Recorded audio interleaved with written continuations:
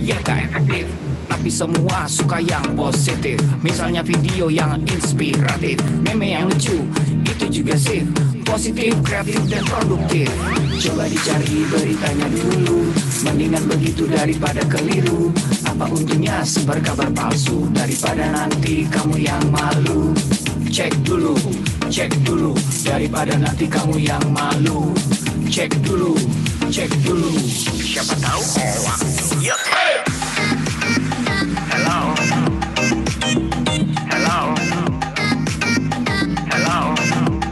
siapa tahu hoax. Yup. Hello,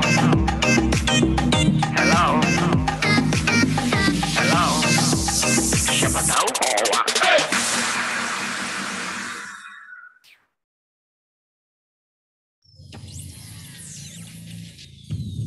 Selamat datang di Indonesia Makin Cakap Digital, langsung dari 34 provinsi, 514 kabupaten kota, mengikuti lebih dari 500.000 talenta digital. Inilah Indonesia Makin Cakap Digital.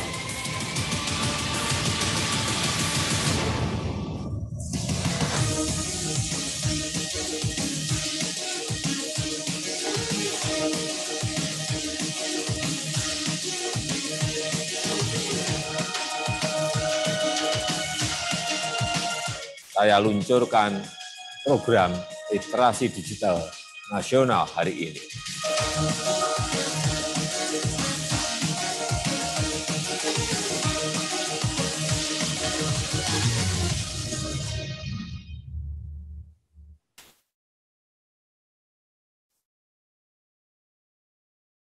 Bismillahirrahmanirrahim. Assalamualaikum warahmatullahi wabarakatuh.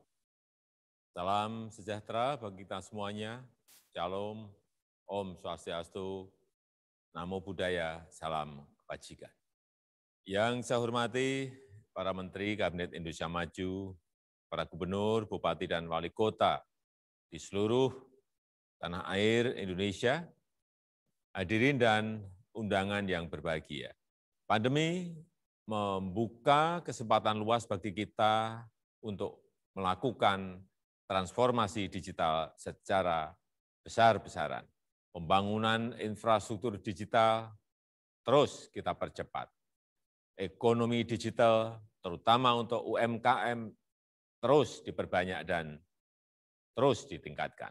Pemerintahan digital juga terus diperkuat dan masyarakat disiapkan agar lebih cakap digital.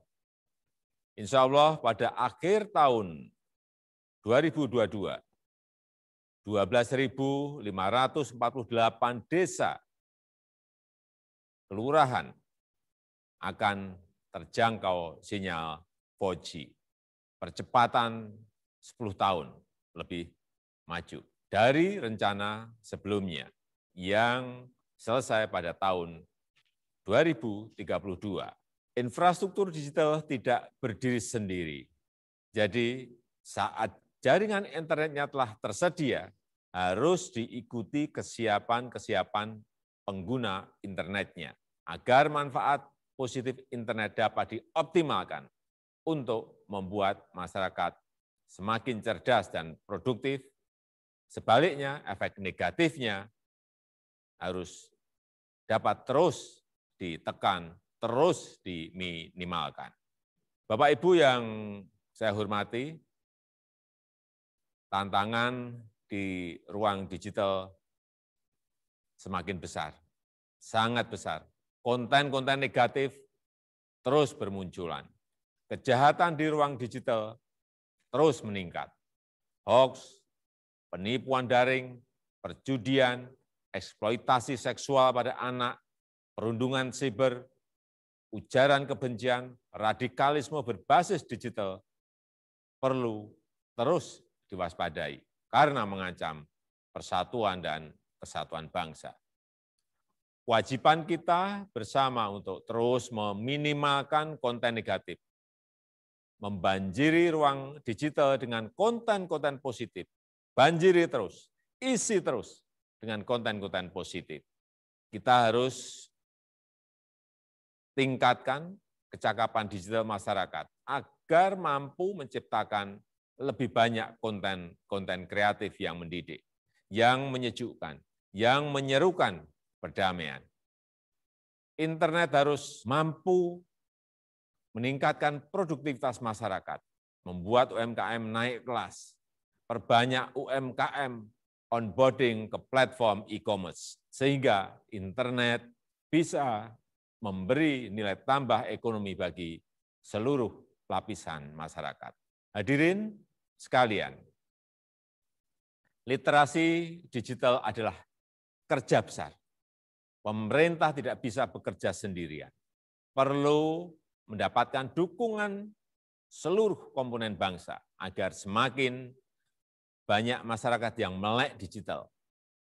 Saya memberikan apresiasi kepada 110 lembaga dan berbagai komunitas yang terlibat dalam program literasi digital nasional ini. Saya harap gerakan ini menggelinding dan terus membesar, bisa mendorong berbagai inisiatif di tempat lain, melakukan kerja-kerja konkret di tengah masyarakat, agar makin cakap memanfaatkan internet untuk kegiatan edukatif dan produktif. Saya rasa itu yang bisa saya sampaikan, dan dengan mengucap Bismillahirrahmanirrahim, saya luncurkan program literasi digital nasional hari ini. Terima kasih. Wassalamualaikum warahmatullahi wabarakatuh. Om Santi Santi Santi Om. Namo Buddhaya.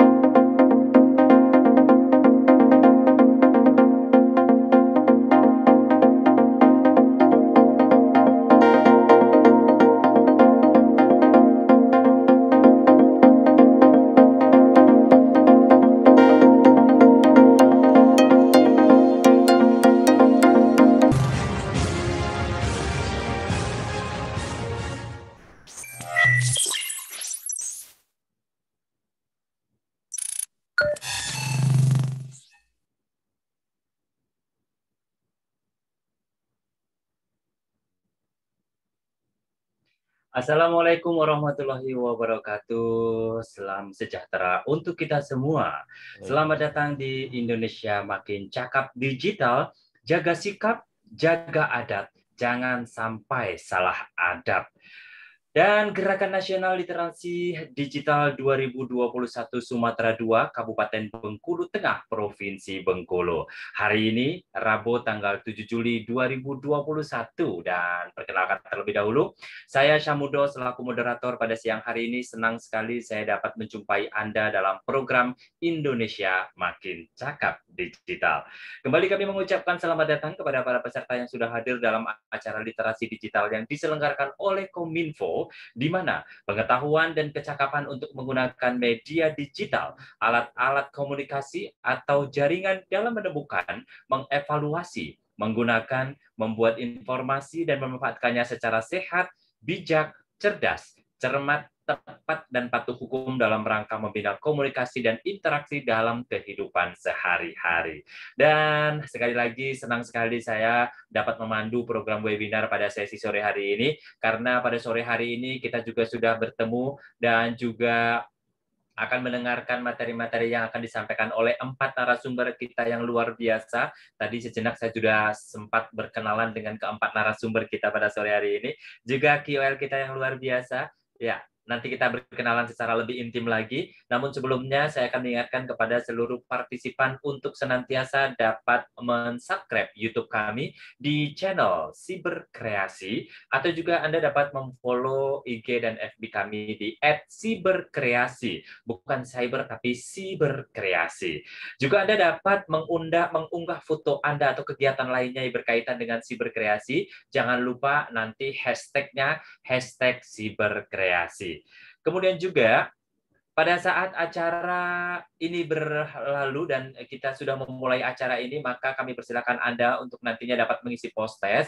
Nah, untuk mendapatkan electronic certificate, Anda harus mengisi post-test terlebih dahulu. Dengan cara, yang pertama, Anda boleh lihat di chatbook Anda, kemudian setelah itu, di situ ada link registrasi, silakan klik link registrasi tersebut. Setelah melakukan registrasi, maka Anda dapat mendapatkan token berupa angka. Nah, angka tersebut simpan dulu, karena itu adalah merupakan password untuk mengisi token pada nanti, maksud kami password untuk mengisi post-test pada saat nanti acara question and answer, gitu ya. Jadi ketika nanti di akhir-akhir acara, artinya ketika nanti kita sudah masuk ke sesi pertanyaan dan jawaban, maka seluruh peserta bisa mengisi post-test ya, dengan cara tadi dapat angka dari token yang sudah Anda registrasi tadi. Oke. Untuk bersiap-siap memberikan materinya, kita sudah tersambung dengan Bapak Denny Dwi Cahya, seorang jurnalis dan relawan TIK Bengkulu. Assalamualaikum Pak Denny. Waalaikumsalam, Mas Syam. Oke, siap. Sehat Pak Denny ya? Ini sepertinya lagi di luar nih Pak, memakai masker. Iya, saya izin lepas ya. Oke, silakan. Baik. Oke, Pak Denny boleh langsung di share screen untuk materinya supaya kita juga menghemat waktunya, supaya nanti pertanyaan-pertanyaan yang diberikan kepada para partisipan ini dapat tersampaikan ya. Silakan Pak Denny untuk di share screen, kemudian kami berikan waktu 20 menit dari sekarang untuk memberikan dan menjelaskan materinya pada sore hari ini. Silakan Pak Denny. Siap. Ya. Sudah muncul? Sudah. Kami silakan selanjutnya. Oke. Ini ada backsound-nya ya. Tadi kayaknya ada yang nanya di kolom chat. Suaranya tapi nggak ketutup backsound kan? Sudah cukup jelas. Wah, halo. Iya. Bapak Oleg, Anda punya saingan. Ya, izin. Ini kayaknya sama tadi ya temanya. Tapi bagus. Pak Oleg. Keren. I like it. Silakan lanjutkan. Baik, terima kasih. Assalamualaikum warahmatullahi wabarakatuh. Selamat siang. Kawan-kawan, Bapak, Ibu, dan para narasumber ini ya. Saya hebat-hebat ini. Bapak narasumber saya taruh terakhir kayaknya pamungkas. Tapi sebenarnya cuma simple materi saya ini. Pelengkap atau ulasan lagi lah dari materi beberapa narasumber sebelumnya. Nah, langsung saja karena waktu singkat. Izin Bapak Ibu, rekan-rekan sekalian, saya menyampaikan hari ini temanya terkait tentang etika berjejaring, jarimu harimaumu. Nah, kalau Pak Oleg tadi menyebut jarimu adalah macanmu, saya harimaumu aja, biar lebih garang. Perkenalkan, saya Denny Dwi Cahya. Kebetulan saya asli dari Bengkulu, jadi pas kali ini kan acaranya kalau nggak salah di Bengkulu Tengah ya. Tapi kebetulan saya saat ini sedang berdomisili di kabupaten sebelah, tapi nggak masalah lah, sama-sama Bengkulu. Ini perkenalan singkat saya sedikit, mungkin ada yang pernah sedaerah atau seorganisasi atau sepekerjaan. Saya lahir di ARS Kamana, itu di Bengkulu, pada 25 Januari 1996. Saat ini saya berdomisili di Komuko, ada handphone saya, email, dan saya alumni hukum dari Universitas Bengkulu juga. Jadi masih berkutat di Bengkulu inilah. Terus riwayat pekerjaan, ada beberapa tempat swasta dan saat ini masih aktif di media dan BPJS Kesehatan gitu. Ada sedikit cuplikan riwayat organisasi juga. Ini ada beberapa, tapi yang saya taruh atas ini relawan TIK Bengkulu. Kenapa? Karena saya bangga ini berada di RTIK. Saat ini saya diundang jadi narasumber, tentu insya Allah dapat ilmu, belajar sama-sama, bermanfaat untuk kita semua. Lanjut sekilas. Nah, untuk mengawali materi saya ini mengungkapkan beberapa fakta, 2 cukup. Yang pertama, saat ini hingga Januari 2021, Indonesia ini memiliki pengguna internet sebanyak tembus 202,6 juta jiwa.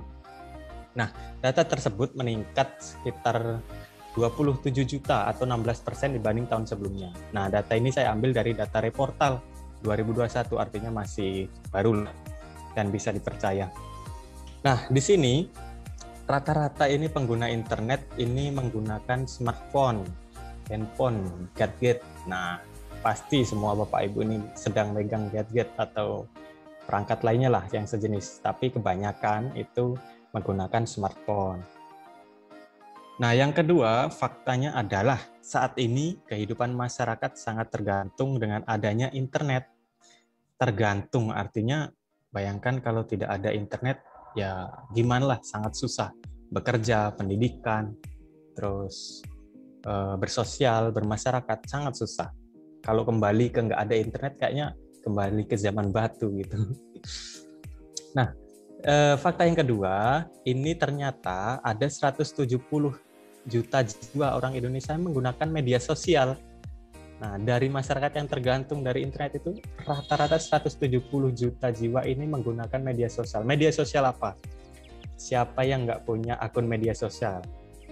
Punya cuma satu? Nggak mungkin. Pasti banyak sekali. Bisa jadi di Instagram ada 2 akun atau lebih. Di Facebook juga ada akun asli, ada akun fake, dan lain sebagainya. Tapi sebaiknya bisa dipertanggungjawabkan ya, walaupun lebih dari 1.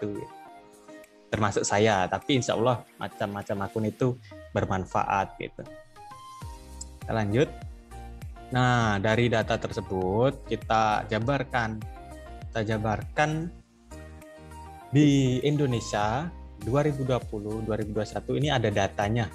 Data ini kemarin saya cuplik dari Berita 1. Nah, ternyata dari sekian banyak media sosial yang ramai digunakan orang, itu rata-rata itu paling banyak menggunakan adalah mengakses konten video yang berada di YouTube. Di YouTube ini mencapai 94% rentang usia berada di kisaran 16 hingga 64 tahun. Yang bapak-bapak di atas 50 tahun ya hebat lah, masih bisa belajar menggunakan YouTube, masih bisa mengakses sosial media. Pasti untuk belajar, saya positive thinking ini. Pasti mereka untuk belajar, untuk mencari tutorial dan lain sebagainya. Hebat orang-orang ini. Gitu. Nah, selain YouTube, ini ada WhatsApp, Instagram, Facebook, dan seterusnya. Nah, paling banyak kita lihat ini, 2020-2021, perkembangannya paling pesat itu di mana? Kita lihat. Nah, titik putih ini perkembangan di 2020. Melesat ke titik merah. Banyak ini TikTok, ada kandidatnya Twitter, ada kandidatnya Instagram, dan YouTube juga nggak mau ketinggalan gitu. Nah, ini dimuat juga di Berita 1 ke bapak-bapak, ibu-ibu sekalian atau rekan-rekan kalau mau melihat juga masih ada di situ. Kita lanjut. Ini kenapa saya fokus ke komentar nih, karena narasumber sebelumnya mungkin lebih menjabarkan pengertian dan lain sebagainya, tips trik. Nah, saya fokus mau ke opini atau komentar. Apa itu komentar negatif? Ada kalimat bagus ini, saya kutip dari Kompas. Bunyinya kurang lebih seperti ini. Ibarat minum obat, komentar bisa membuat seseorang termotivasi jadi lebih baik. Namun, bila overdosis, bisa berakhir buruk bagi penderitanya. Pikir 2 kali sebelum beropini dan berkomentar. Pikir 2 kali sebelum menulis, beropini, berkomentar di segala sosial media. Gitu. Kalimat ini sebenarnya sangat bagus ya. Banyak masyarakat yang terjerat masalah hukum dari ketikan mereka di komentar, baik itu Facebook, IG, termasuk IG Story ya, banyak sekali selebritis yang terjerat gara-gara mengupload, meng-share konten-konten atau komentar-komentar yang tidak memenuhi standar etika gitu. Seperti apa sih komentar negatif itu? Saya kasih ciri-cirinya. Kalau komentar itu memuat tentang, pertama, membanding-bandingkan. Yang kedua, mendoakan yang tidak baik, mematahkan impian, menggunakan kata kasar, menambah musuh. Nah, kalau memuat itu, itulah contoh komentar yang negatif gitu. Apakah Bapak Ibu pernah? Contohnya ini nih, ada sebelah kiri. Lu gendut banget ya sekarang. Aduh. Itu contoh yang kata sarkasme. Banyak orang tersinggung gara-gara itu gitu. Make up lo norak banget gitu. Nah, itu juga nggak bagus, sebaiknya dihindari. Dan masih banyak lainnya. Mungkin Bapak Ibu lebih berkompeten untuk membaca di media sosial masing-masing, itu sangat banyak bertebaran. Kita hindari, jangan sampai seperti itu. Lanjut. Nah, kenapa sih kita orang-orang atau akun-akun media sosial itu banyak sekali berkomentar negatif, beropini? Kadang negatif dan tidak itu sangat sulit ya dibedakan. Kenapa? Karena negatif di sisi kita belum tentu negatif di sisi orang yang mengupload, orang yang mengetik, orang yang mengunggah gitu. Nah, tapi perlu kita ketahui kenapa orang itu bisa berucap atau meng-share komentar negatif. Itu kurang lebih saya simpulkan ada beberapa poin sih. Kurang lebih ini. Yang pertama, orang tersebut itu berpikir negatif.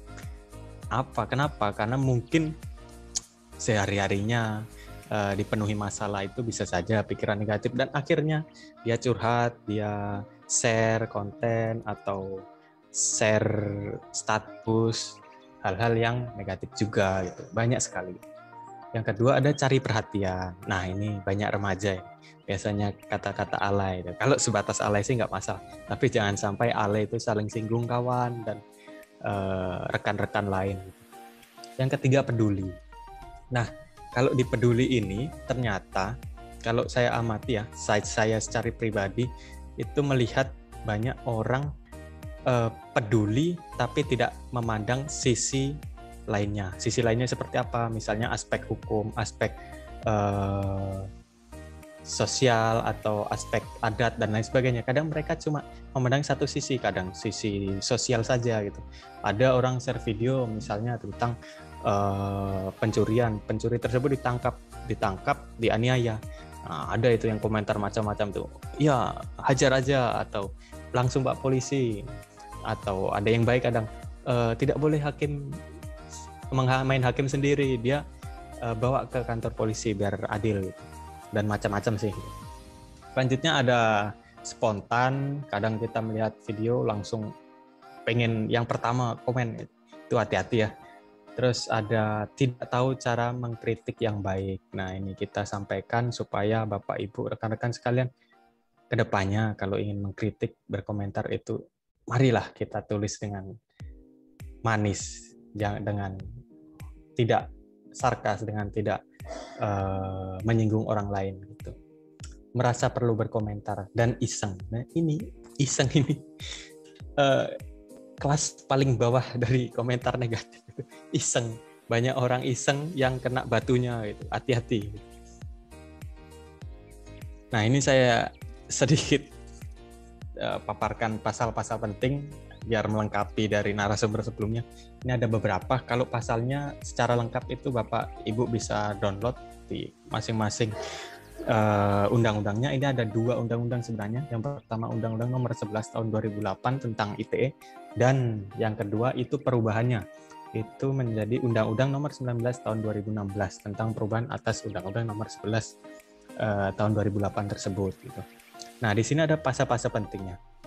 Kurang lebih tentang bab perbuatan yang dilarang. Nah, ada pasal 27 sampai 37, tapi saya ambil beberapa pasal aja yang banyak muncul, di antaranya pasal 27 ayat 1 sampai 4. Ayat 1 kurang lebih bunyinya gini. Setiap orang dengan sengaja dan tanpa hak mendistribusikan dan atau mentransmisikan dan atau membuat dapat diaksesnya informasi elektronik dan atau dokumen elektronik yang memiliki muatan yang melanggar kesusilaan. Nah, ayat 1 ini tentang kesusilaan, kurang lebih bunyinya seperti itu. Ayat 2 itu tentang perjudian. Ayat 3, penghinaan dan atau pencemaran nama baik. Nah, banyak juga itu biasanya. Ayat 4, tentang pemerasan atau pengancaman. Nah, itu pasal 27, selanjutnya ada pasal 28. Ini sama, perbuatan yang dilarang, tapi lebih spesifik ke berita bohong yang menyesatkan dan merugikan. Ayat 2 tentang konten atau dokumen yang menimbulkan kebencian perorangan atau kelompok. SARA ya, hati-hati kalau nulis terkait banyak juga kadang menyinggung daerah atau agama. Kalau agama itu cepat sekali panas. Kenapa? Karena sebenarnya itu dilarang, jangan sampai gitu. Karena orang itu kadang suka dengan hal-hal yang baru, unik, dan jarang ada gitu. Itu panas. Kalau di media itu hal-hal seperti itu hot gitu, banyak, apalagi tentang sensitif. Hal-hal yang sebenarnya nggak harus diungkap, tapi diungkap. Banyak orang tertarik. Terus pasal 29, setiap orang dengan sengaja tanpa mengirimkan informasi elektronik dan atau dokumen elektronik berisi ancaman, kekerasan, atau menakuti yang ditujukan secara pribadi. Ini kemarin saya kurang lebih ada baca berita siapa ya, nggak perlu disebutkan oknumnya, tapi kurang lebih kasusnya kayak seperti ini.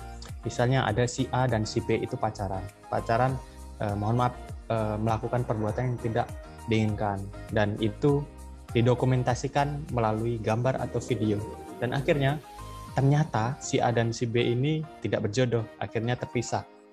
Nah, si B sebagai cowok atau lakinya ini kurang ajar kadang-kadang, mengancam hal-hal dokumen-dokumen itu untuk di-share, dan akibatnya menakut-nakuti si A, dan akhirnya si A itu merasa terancam dan takut. Sebaiknya ini melapor, ini loh ada pasalnya gitu, hati-hati. Mungkin ya tetangga, saudara, atau kerabat yang seperti itu, kita sampaikan. Ada pasalnya yang mengatur. Mari kita jadikan internet itu baik, dan jangan sampai ada hal-hal seperti itu mengancam keluarga kita gitu. Lanjut ya. Locus delicti ini tempat kejadian ya, banyak sekali hal-hal yang negatif dan bisa dipidana, melanggar undang-undang. Itu tempatnya kurang lebih ada di blog, email, Facebook, termasuk page Instagram, WhatsApp, YouTube, Twitter, media online, dan SMS lain sebagainya. Itu banyak sekali, dan itu masuk ke kategori pelanggaran ITE gitu. Lanjut, ini apakah saya pernah? Apakah Bapak Ibu pernah? Apakah rekan-rekan sekalian pernah? Saya mungkin pernah gitu. Dia tertipu dan dibohongi. Oleh karena saya harus berhati-hati. Saya mungkin pernah mendapatkan hoax. Saya mungkin pernah terpleset lanjut mengeser, tapi kedepannya mohon hoax atau berita-berita yang tidak dapat dipertanggungjawabkan, tolong kita cerna dulu. Setelah misalnya sudah dapat bisa dipertanggungjawabkan, silahkan di-share gitu. Kalau memang perlu di-share, kalau tidak, nggak usah. Apalagi bersifat pribadi ya. Lanjut. Nah, ini saya simpel aja. Ada 4 tips cerdas berdigital. Yang pertama, kritis. Kritis ini tadi sempat kayaknya disinggung juga sama Mas Olek. Kritis. Nah, di sini mungkin saya kritisnya lebih ke berpikir sebelum berbicara, menulis, menayangkan pesan, gambar, video, status, dan lain sebagainya. Di dunia digital itu sangat luas sekali. Pak Denny, saya ingatkan untuk waktu Anda tinggal tersisa 2 menit lagi. 2 menit lagi. Oke, lanjut. Ya, Oke, sekitar 1 menit lagi, Pak. Baik, silakan. Oke, lanjut. Ada keamanan, ini lebih ke tanggung jawab. Kolaborasi itu terkait kerjasama, saling jaga. Nah, sebaiknya tadi benar ada disampaikan. Orang tua itu sebaiknya meng-add atau menambahkan pertemanan kepada akun anaknya. Nah, itu bagus sebagai kolaborasi juga. Tentunya ada kreativitas. Mari sama-sama belajar berdigital dengan baik. Lanjut, ini ada cuplikan sedikit. Konten digital ketika sudah di-share akan mudah disalin dan digandakan. Namun konten tersebut akan susah hilang sekalipun sudah dihapus. Inilah yang akan jadi jejak digital kita. So, bijaklah membuat jejak digital. Oke, penutup.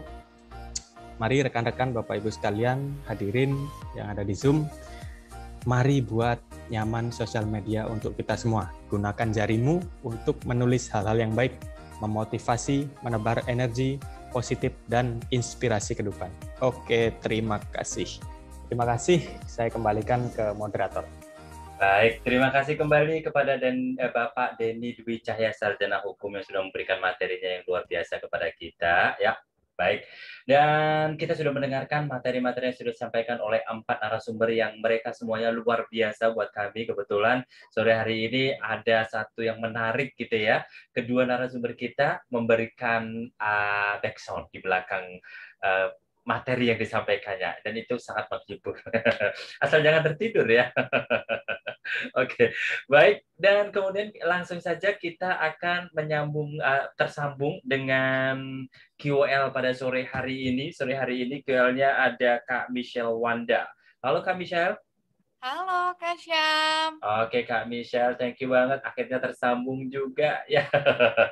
Halo. Baik, kita akan mendengarkan opini yang akan disampaikan oleh Kak Michelle Wanda. Dan Kak Michelle Wanda ini merupakan seorang aktris, kemudian presenter, dan tentunya seorang influencer juga ya. Mudah-mudahan nanti next kita dapat kolaborasi ya. Tandem gitu, pingin sama orang cantik. Pak Olek, boleh proyeknya ya buat kami berdua? Asik, langsung. Baik. Oke, kami persilakan untuk Kak Michelle, kami berikan waktu 10 menit untuk memberikan opininya kepada kita. Silakan. Siap, halo semuanya. Selamat sore. Kebetulan aku mau menyapa dulu nih semuanya. Ada dari moderator kita, ada Kak Syam Mundo. Terus para narasumber 4 ini benar-benar asik banget. Tadi aku udah dengerin materinya. Terima kasih banget. Ini ada bapak-bapak, aku mau menyapa dulu nih. Ada Bapak Aryu Santoni, tadi kece banget. Terus ada Mas Denny Dwi Cahya, ada juga Mas Muhammad Ridwan, ada juga Pak Olek nih. Waduh, asik banget tuh tadi Pak Olek. Saya bisa dengerin Pak Olek nih kayak dulu inget zaman kuliah tuh bisa betah gitu ngedengerinnya. Tapi memang menurutku, aku mungkin di sini mau sharing, lebih banyak sharing ya ke teman-teman yang ada di Bengkulu. Aku perkenalin dulu, nama aku Michelle Wanda, seperti yang tadi disebutkan, kesibukan aku di dunia entertainment. Aku mungkin ada beberapa yang nonton juga dulu di sinetron Tukang Ojek Pengkolan. Aku lama di situ sebagai Rahel.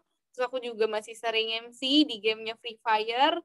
Dan aku juga aktif menjadi influencer di sosial media, khususnya di Instagram. Nah, jadi kalau dari yang tadi, aku pengen cerita gini sih ya, teman-teman.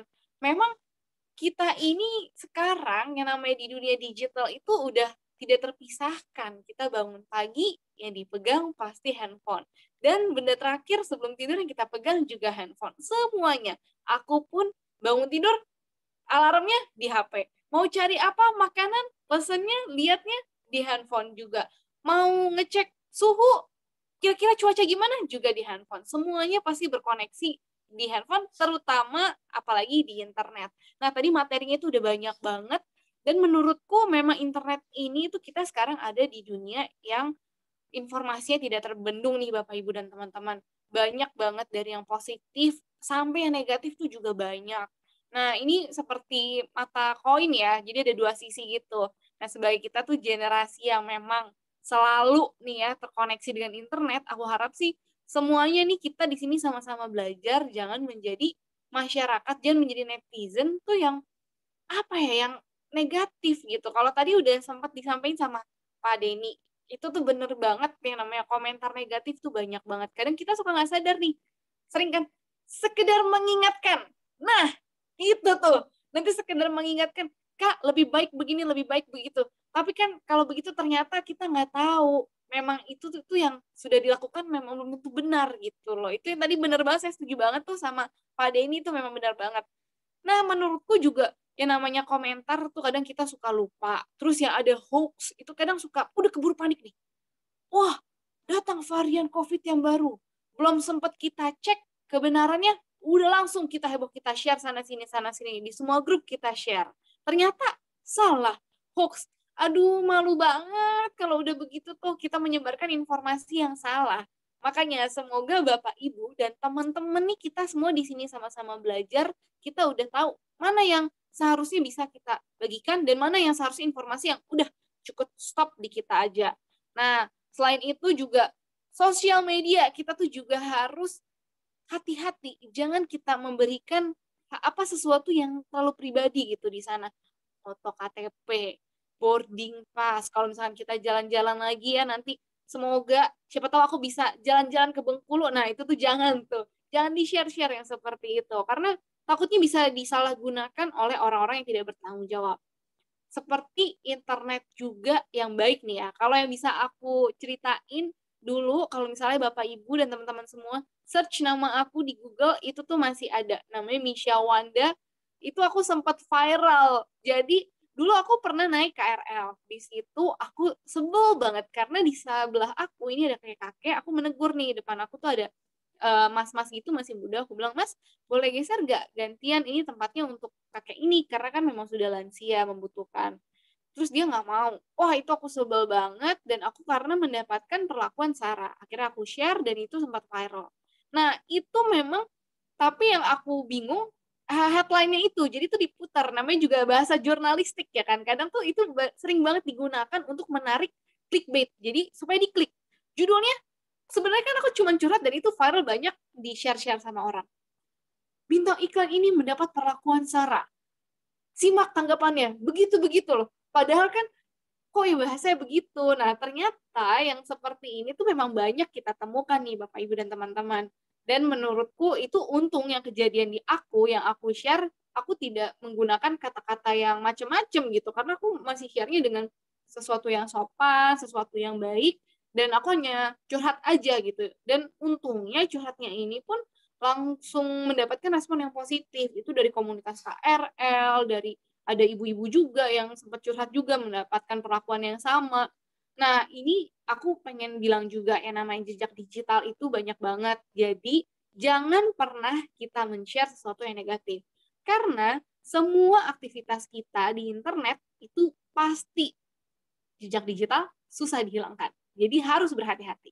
Mungkin kalau tadi udah sempat Bapak Olek bilang sama Mas Aris juga bilang katanya kalau jempolmu harimaumu dan macanmu gitu. Kalau aku mungkin mau bilanginnya adalah kita harus saring sebelum kita sharing. Nah, jadi sebelum nih kita mau post apapun di Instagram, mau di WhatsApp status, di Facebook, atau di grup, atau dimanapun itu, kita jangan menyebarkan hoax, jangan menyebarkan sesuatu yang negatif, jangan membuat kegaduhan gitu. Apalagi tadi kan masalah-masalah SARA, agama itu kan sangat sensitif. Yuk, aku yakin kok kalau memang di sini Bapak, Ibu, dan teman-teman semua kita udah sama-sama belajar. Mari kita bisa banget nih menjadi masyarakat yang semakin cakap digital, tahu mana yang seharusnya bisa di-share dan mana yang seharusnya tidak di-share juga. Nah, kalau aku boleh cerita lagi nih sedikit. Waktu itu Microsoft pernah melakukan survei. Ini adalah survei tingkat kekasaran masyarakat netizen di Asia Tenggara. Dan Indonesia itu berada di peringkat paling atas. Aduh, rasanya tuh, kok peringkat paling atasnya untuk sesuatu yang buruk ya? Ini aku rasa karena waktu survei ini belum ada nih webinar dari Siberkreasi. Masih belum cakap digital semuanya. Makanya yuk, mari kita sama-sama, pasti bisa kok. Kita ada yang namanya netiquette. Jadi tuh kita di internet itu kita masih ada etiketnya. Kita kadang tuh suka lupa. Yang kita hadapin ini, ya udahlah, dia juga nggak bakal bisa ngapa-ngapain. Saya komentar yang nggak baik juga nggak apa-apa. Padahal nggak begitu. Kita tuh harus saling menjaga. Karena jangan sampai kita mempermalukan diri kita, lingkungan kita, atau apalagi mempermalukan, kadang kan orang taunya, wah ini netizen Indonesia nih. Wah itu kan jadinya nggak enak banget. Karena banyak banget kasusnya. Dulu kalau misalnya Bapak Ibu dan teman-teman tahu, ada tahun lalu tuh waktu zamannya pandemik itu ada drama Korea itu heboh yang tentang perselingkuhan pelakor. Nah, si aktrisnya ini diserang. Wah, itu rasanya aku tuh, kok diserang sampai heboh banget. Akhirnya tuh orang-orang di Korea juga tahu ternyata netizen Indonesia tuh ganas-ganas. Wah, itu kan berbahaya banget. Jadi jangan sampai kayak begitu. Apalagi anak-anak, kadang-kadang tuh ada anak SMP, anak SMA, itu yang mereka menjadi pelakunya gitu. Mereka yang memberikan komentar negatif. Ada juga penipuan. Penipuan tuh juga, ya itu yang tadi, bisa juga karena iseng, cari perhatian. Nah, jadi kita perannya, kalau memang ada adik, anak, atau juga ada sepupu, kita sebagai yang lebih dewasa, seharusnya kita bisa lebih membimbing mereka. Karena ada juga nih kasusnya, kalau memang penggunaan internet salah untuk anak-anak, aku mau cerita juga sebuah fakta. Jadi pernah ada di Amerika, seorang anak kecil berusia 4 tahun, dia ini membeli ice cream pakai akun ibunya di Amazon. Ya, untuk yang di e-commerce gitu, ice creamnya tebak harganya berapa Bapak Ibu dan teman-teman? 37 juta kalau dirupiahin. Ya ampun, itu kan rasanya pas datang 5 kardus isinya ice cream semua dan tidak bisa dikembalikan. Nah, ini juga memang perlu kita bimbing nih kalau untuk adik-adik kita. Apalagi mereka kan kadang tuh masih mending kalau yang dipakai untuk sesuatu yang positif, untuk belajar. Kalau tadi misalkan dibilang tuh sama Pak Denny, itu wah ini mereka bisa melihat di YouTube untuk belajar. Memang kalau untuk belajar ya bagus, kita bersyukur. Tapi kalau digunakan untuk sesuatu yang negatif kan sangat berbahaya. Nah, kalau untuk yang ternyata aku juga pernah mengalami penipuan online. Dulu aku pernah kecolongan itu digital money aku di GoPay karena panik kan dibilangin, oh ya saya dari GoPay, boleh tolong nggak minta OTP-nya begini-begini. Akhirnya aku kirimin. Nah, itu juga jangan di-share Bapak Ibu dan teman-teman, bahaya banget karena kejadian itu aku itu kehilangan saldonya, untungnya sedikit sih, masih ada 20.000 atau 10.000 gitu. Tapi kan tetap aja, kok aku bisa ya, kok saya masih bisa ya kena menjadi korban penipuan online. Nah, itu salahnya karena aku belum mengikuti webinar dari Siberkreasi. Nah, setelah mengikuti banyak webinar dari Siberkreasi, aku akhirnya sudah semakin tahu nih bagaimana seharusnya hal-hal apa aja yang dilakukan di internet. Aku harap semoga sharing aku ini bisa didapatkan hal yang baiknya oleh Bapak Ibu dan teman-teman semua. Semoga yang positifnya bisa diambil. Kalau ada yang kurang berkenan, aku minta maaf. Aku hanya berdoa dan memohon nih, semoga kita semua di sini bisa sama-sama terus jangan pernah berhenti untuk belajar, menjadi masyarakat yang semakin cakap digital dan semakin melek internet pastinya. Oke. Itu sih Kak Syam, kalau aku boleh Oke. sharing. Terima kasih Kak Michelle, luar biasa sekali opini dan juga pendapat-pendapatnya dan juga tentu pengalaman-pengalamannya ya. Pengalaman-pengalaman Terima yang kasih. tidak mengenakkan juga yang mengenakkan. Pengalaman Kak Michelle juga ada di saya juga. Saya juga pernah sempat ada gitulah tentang pembelian sesuatu barang yang ternyata barang tersebut tidak jadi dikirim padahal uangnya sudah masuk. Seperti itu sih ya. Oke. Pernah juga ya Kak ya? Iya, benar sekali. Baik, terima kasih sekali lagi dan juga keempat narasumber yang sudah memberikan materinya. Terima kasih. Jangan kemana-mana karena nanti kita akan membacakan, saya akan membacakan pertanyaan-pertanyaan yang datang dari beberapa partisipan yang sudah memberikan pertanyaan kepada keempat narasumber dan juga KOL ya. Baik, untuk pertanyaan pertama langsung saja dan ketika sesi Q&A ini kita buka, jadi sekarang sudah sesi Q&A, maka seluruh peserta kami sarankan untuk kembali membuka chatbook-nya, kemudian silakan Anda mengisi post test ya. Post test silakan Anda isi. Kemudian untuk password-nya berupa angka tadi setelah Anda registrasi lewat link yang sudah di-share oleh admin kami ya.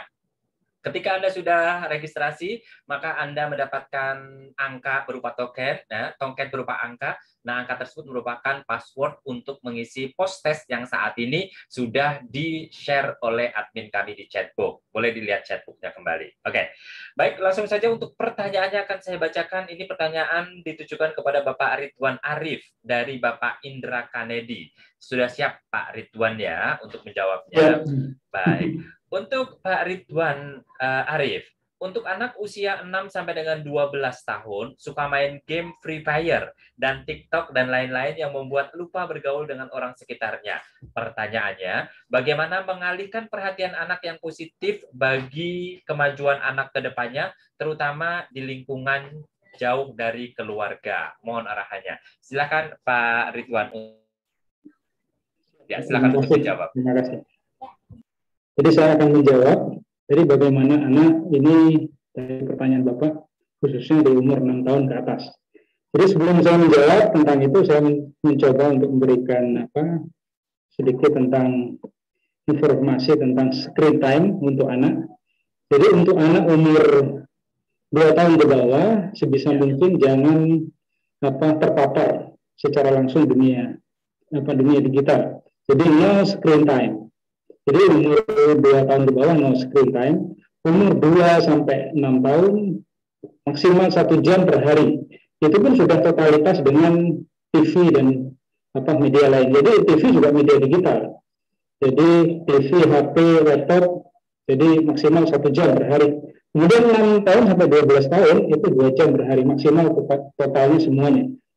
Ketika anak umur 6 tahun ke atas sudah bisa dikatakan dalam tanda kutip kecanduan game, entah TikTok dan media sosial lainnya, apa yang harus kita lakukan? Jadi yang kita perlu tekankan adalah komunikasi. Jadi komunikasi yang baik dulu dengan anak, dan kita sebagai orang tua harus lebih tahu dulu tentang apa itu TikTok. Di dalam TikTok itu kontennya apa saja, kemudian juga termasuk game free fire-nya itu apa aja di dalamnya, konten yang tidak baik itu apa. Walaupun kita tidak memainkan, ya kalau bisa juga ikut memainkan, ikut dalam rangka bukan berarti kita memberi contoh main berlama-lama, bukan, tetapi lebih kepada kita bisa tahu di dalamnya ada konten apa saja. Jadi dalam game tersebut. Lebih kepada pendampingan ya Pak ya? Iya, harus ada pendampingan. Ya. Kemudian ketika memang di dalam game ataupun media sosial tersebut ada konten-konten yang memang tidak sesuai dengan umur anak, kita harus memberikan penjelasan, memberikan warning bahwa ini tidak baik untuk kamu. Tapi dalam memberikan penjelasan utamakan dengan komunikasi secara dua arah, secara terbuka, tidak langsung menyalahkan. Ini bukan hanya sekedar jangan, tidak boleh, kemudian diancam, kamu tidak begini, tanpa memberikan penjelasan yang baik kepada si anak, sehingga anak bisa diajak berdiskusi. Jadi komunikasi itu sangat penting. Kuncinya adalah komunikasi yang baik antara orang tua dan anak. Kemudian perlu saya tambahkan, sesekali kita ajak kegiatan fisik di luar rumah. Oh ya. Ya, karena memang sekarang kondisi pandemi, ya di depan rumah main layangan atau depan rumah main bola, main bulu tangkis, intinya banyak kegiatan fisik kita main bersama anak. Ya kalau cewek misalnya diajak sambil main cetak kue-kuean dan sebagainya, tidak masalah, kita beli mainan yang fisik yang bisa main langsung bersama anak. Terima kasih. Terima kasih. Ya, terima kasih Pak Ridwan jawabannya. Baik. Iya, untuk selanjutnya kita akan menuju ke narasumber berikutnya, Bapak Oleg. Ini ada pertanyaan datang dari Diana Safiroh. Ini sebenarnya banyak sekali pertanyaan-pertanyaan ditujukan untuk keempat narasumber kita dan juga satu KOL pada sore hari ini. Namun karena terbatasnya waktu, jadi kami memilih beberapa pertanyaan saja yang akan kami ajukan ya. Baik, untuk Bapak Oleg, ini datang dari Ibu Diana Safiroh. Bagaimana mengarahkan kepada generasi milenial agar menggemari dan berkarya dalam konten yang bermanfaat atau positif? Karena saya banyak melihat bahwa sekarang yang viral dan diminati, yakni yang berbau sensasi dan kurang mendidik. Ya, silakan dijawab untuk Pak Oleg. Assalamualaikum. Waalaikumsalam. Selamat morning, good pagi. Berawal itu dari diri kita sendiri sebenarnya. Kita berkawan lah. Berkawan dengan diri kita. Kita menghormati intelektual, ya, seperti saya sampaikan tadi. Setelah kita pahami, kita berkaca kita sebagai diri dia. Itu yang saya lakukan nih. Saya masuk ke dunianya si milenial, masuk ke dunianya Ariel, karena alhamdulillah. Tepatnya gitu. Pernah di umur mereka. Saya pernah di umur mereka. Saya tahu rasanya, apalagi di zaman kita nih, ya di zaman kolonial yang bercandaan yang saya sampaikan ya, semua serba manual. Kita tahu, kita masuk. Pas masuk ke mereka, misalnya di WhatsApp grup kita juga kadang-kadang suka ada lah yang sisi ke kiri itu ada. Tapi saya pasti saya imbangi dengan sesuatu yang ke kanan. yaitu tadi berkarya, bertindak dengan prinsip-prinsip ilmiah berdasarkan data. Kita riset kita yang lebih dulu. Mereka generasi yang menciptakan adanya smartphone, smart TV, berangkat dari generasi kita. Mereka meriset segala macam. Kaji, kata apa yang kiranya, yang tadi saya bilang, cari sinonimnya. Jadi begitu kayak tadi kata trik. Trik itu kita masuk, mereka lagi kanan, kita masuk ke kiri, karena kita manfaatkan. Kalau dia lagi jari satu, yang dibilang ke kiri itu otomatisnya adalah negatif. Kita mainin dengan jari kita. Ini ada keseimbangan kok. Makanya di fase yang saya katakan tadi, di fase 40 ke atas itu, professional fee itu bukan materi yang sekedar datang. Bertanggung jawab selama 40 tahun ini kita bisa share ke mereka dengan kemasan seperti apa. Sebenarnya kegiatan seperti ini menjenuhkan. Pasti. Makanya dicoba mencari supaya berkembang diri. Gimana sih kemasan yang sederhana tapi asik. Gue kan kalau gue ngomong gue kan so asik nih. Asik aja bawain. Karena menyenangkan diri kita. Emang harus asik, Pak? Pasti. Karena kita niat baik, pasti sampai kok. Orang niat jahat aja bisa sampai, masa niat baik nggak nyampe sih? Gimana mengemasnya? Gimana menyampaikan? Satu, jangan jangan menggurui. Kita banyak bicara, tapi lebih banyak memberikan bukti. Jadi, only. Seperti yang saya minta kesempatan, coba saya diberikan bisa berlatar belakang seperti ini. Itu akan muncul. Siapa yang kepikiran bisa cuma dengerin internasional, bahkan David Foster, Anggun bahkan. Bisa tiba-tiba ada WhatsApp Anggun. Apa nih? Kenapa Gun? Udah kayak temen yang 10 tahun main bareng aja. Kenapa nih? Ada gini-gini. Boleh nggak Mas? Mau ikutan? Ayo. Kita ada tour nih worldwide. Mau ikut nggak? Ayo. Ada 3. Ayo. Energi itu kita bangkit. Pasti akan jadi satu semua. Oke. Saya yakin itu. Oke. Terima kasih Pak Oleg untuk jawabannya. Dan jangan lupa follow back. Saya sudah follow back. Kak Michelle juga. Ya, makasih. Baik, selanjutnya untuk narasumber berikutnya nih untuk Bapak Arius. Ini ada pertanyaan dari Dia Selviani. Mohon dijawab dengan singkat saja karena keterbatasan waktu sekali lagi. Bapak Arius, program yang paling direkomendasikan dan paling mudah digunakan untuk mengajar matematika khususnya untuk guru-guru SMP, karena pernah saya observasi di guru matematika SMP. Mereka selalu mengalami kendala untuk mengikuti dan menggunakan program apapun yang berhubungan dengan komputer ataupun berbau digital. Jadi kira-kira program untuk guru-guru matematika tersebut seperti apa? Baik, terima kasih Pak Syam sudah menyambungkan dari pertanyaan Bu Dia Selviani ya. Jadi tentu berbagai media ini bisa digunakan oleh para guru ya untuk menarik bisa lebih cepat menyampaikan pesan ke siswa. Ini saya kira seperti misalnya ada aplikasi Makromedia Plus misalnya ya. Jadi biar ada konten yang seperti video pembelajaran dan animasi, begitu animasi menarik. Nah ini tentu boleh diberikan digunakan untuk aplikasi media pembelajaran sehingga dari pembuatan konten ini para siswa ini bisa dengan mudah begitu ya, karena ada konten yang menarik sehingga mereka lebih menyenangi pembelajaran itu pembelajaran secara digital gitu ya. Secara digital sehingga hasilnya ini dari animasi dan video pembelajaran ini bisa diterapkan dan disampaikan kepada siswanya. Saya kira itu. Terima kasih. Terima kasih Pak Rius. Ya. Baik, dan terakhir ini pertanyaan dari Bapak Heru Mulyadi teruntuk Pak Ridwan. Halo Pak Ridwan. Jadi pertanyaannya adalah perkembangan teknologi berdampak penurunan etika. Bagaimana menyiapkan para orang tua yang ada yang enggan belajar atau mengikuti perkembangan untuk mengimbangi perkembangan teknologi yang justru lebih dikuasai oleh putra-putri kita. Silakan Pak Ridwan.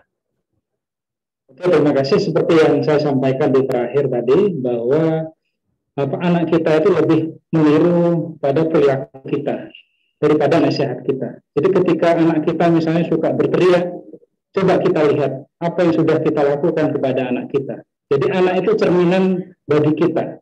Jadi ketika anak suka cubit orang lain, bisa jadi karena kita sering cubit anak kita.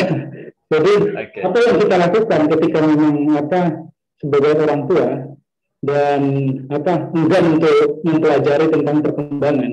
Jadi anak itu adalah amanah untuk kita. Jadi mau tidak mau kita harus bertanggung jawab terhadap kebaikan anak kita. Jadi sebagai orang tua harus belajar tentang semua hal agar bisa mempersiapkan anak. Jadi saya juga ingat sebuah dari, kalau tidak salah, dari Khalifah ini ya, Ali. Persiapkan anakmu sesuai dengan zamanmu. Maka dari itu kamu harus tetap terus belajar sampai akhir hayatmu. Terima kasih. Terima kasih Pak Denny, Pak Ridwan. Dan terakhir Pak Denny, apakah ruang digital adalah sebuah objek penelitian bagi seorang HRD dalam mengetahui personal branding dari seorang pelamar pekerjaan yang akan diterima atau tidak? Apakah aman jika kita meletakkan data diri kita di LinkedIn, Pak? Saya sering mendengar seorang HRD akan mencari informasi kita melalui LinkedIn juga. Nah, apakah benar? Terus apa saja yang dicari oleh seorang HRD dalam mempertimbangkan seorang pelamar untuk diterima atau tidak? Silakan Pak Denny. Singkat saja Pak Denny, boleh? Siap, terima kasih. Menurut saya, kalau itu tergantung HRD dan perusahaannya, jenis perusahaannya. Kalau pengalaman saya itu sangat penting sekali. Kenapa? Karena jejak digital itulah background kita, itulah kemampuan kita. Kalau Bapak Ibu mungkin nanti kepo ya, cari jejak digital Denny Dwi Cahya, ya itu boleh dicari juga. Kalau saya sebagai HRD tentu saya akan mencari ya. Yang pertama, background orang ini seperti apa. Jangan sampai ini yang paling sekarang ya, kalau nggak salah di beberapa instansi, khususnya instansi pemerintahan itu sangat berhati-hati terhadap jejak digital, khususnya jejak digital LGBT. Nah, itu jadi perhatian sekali. Itu sangat ditolak oleh instansi gitu. Baik. Terima kasih Pak Denny jawabannya. Baik, dan terima kasih. Untuk Kak Michelle juga banyak sekali pertanyaan, namun sekali lagi ini karena keterbatasan waktu, mohon maaf sekali kita tidak bisa tampilkan semuanya. Dan sepertinya kita sudah di penghujung acara, Bapak Ibu semuanya, seluruh narasumber dan juga partisipan. Nah, untuk itu mohon untuk seluruhnya diaktifkan videonya. Kita boleh berfoto terlebih dahulu sebelum kita menutup acara Siberkreasi atau acara Indonesia Makin Cakap Digital pada sore hari ini. Silakan untuk diaktifkan videonya, dinyalakan. Saya akan mencoba melihat. Kita akan berfoto bersama. Silakan untuk Ibu Dia, Ibu Nasihatul Hikmah, Yeni Rozana, Yeni Watitan, boleh Karimatun Niza. Silakan Prima Yosef, silakan diaktifkan videonya semuanya. Kita berfoto bersama. Setelah itu kita akan segera menutup acara Indonesia Makin Cakap Digital pada sore hari ini. Baik, sudah siap semua ya? Oke, videonya sudah diaktifkan. Ayu Puspitasari boleh diaktifkan. Anissa Putri, Yeni Rozana, Yeni Tatitan. Ya, oke, baik. Silakan. Oke, sekarang kita bergaya cantik, bergaya ganteng terlebih dahulu. Silakan. Kita akan berfoto terlebih dahulu. Siap? 1, 2, 3. Gaya formal dulu semua. Gaya formal dulu. Tidak ada yang diangkat tangannya. Oke. 1, 2, 3. Oke. Kemudian selanjutnya boleh angkat tangannya, kepalkan tangan kita. Tunjukkan kita adalah manusia-manusia hebat, manusia-manusia kuat yang haus akan ilmu ya. Wow, luar biasa sekali. Siap semuanya untuk diabadikan dalam foto. Hitungan dimulai dari 1, 2, 3. Dan terakhir, ini adalah gaya salam literasi digital. Boleh tangannya seperti ini semuanya. Ini salam literasi digital. Oke, kita hitung bersama-sama untuk diabadikan dalam foto kembali. Hitungan dimulai dari 1, 2, 3.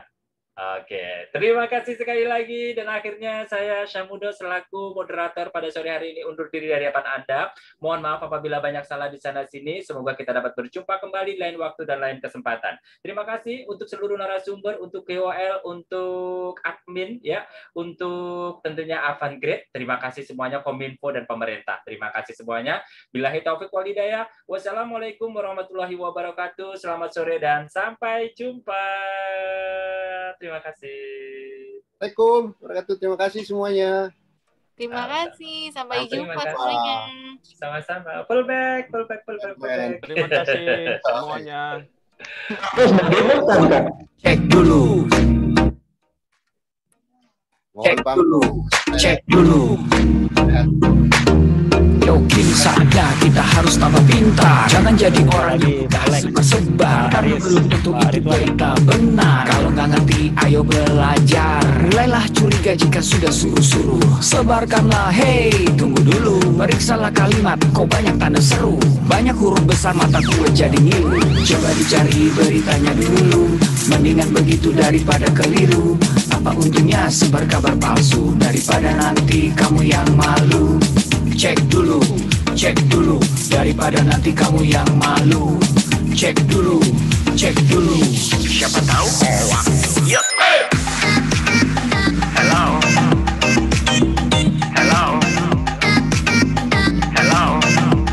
siapa tahu hoax. Yup. Hello,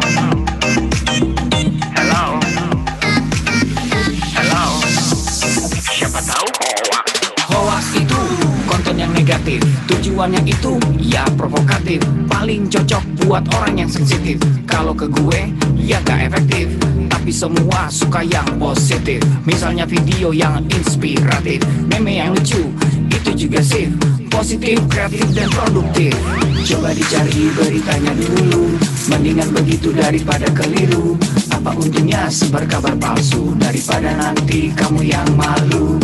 Cek dulu, daripada nanti kamu yang malu.